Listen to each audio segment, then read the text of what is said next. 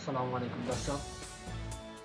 গতকালকে ঘোষিত বিএনপির 237টি আসনের মধ্যে যে 10 আসনে নারী প্রার্থী মনোনীত হয়েছেন, এখন আমি আপনাদেরকে তাদের নাম এবং তারা কোন কোন আসনে মনোনীত হয়েছেন সেই সব আসনের নাম প্রকাশ করছি।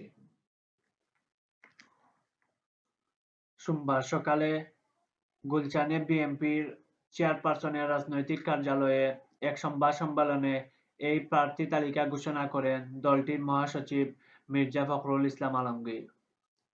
বিএনপির ঘোষিত নারী প্রার্থীদের মধ্যে রয়েছেন দলের চেয়ারপারসন ও সাবেক প্রধানমন্ত্রী খালেদা জিয়া।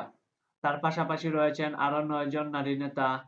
তারা হলেন সিলেট 2 আসনে তাহসিনা রুশদীর, ফরিদপুর 2 আসনে শামা ওবায়েদ ইসলাম, ফরিদপুর 3 আসনে নায়াব ইউসুফ আহমেদ, মানিকগঞ্জ 3 আসনে আফরোজা খান রিতা, শেরপুর 1 আসনে শানসিলা জেবরিন, ঝালকাঠি 2 আসনে ইসরাত সুলতানা ইলেন বুট্টু, যশোর 2 আসনে সাবিরা সুলতানা, ঢাকা 14 আসনে সানজিদা ইসলাম এবং নাটোর 1 আসনে ফারজানা শারমিন।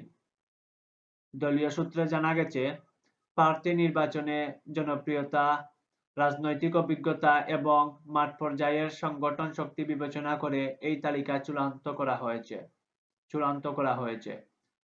রাজনৈতিক বিশ্লেষকরা বলছেন, নারী প্রার্থীর সংখ্যা তুলনামূলকভাবে কম হলেও বিএনপির এই ঘোষণা দলটির নির্বাচনী প্রস্তুতির স্পষ্ট ইঙ্গিত দিচ্ছে।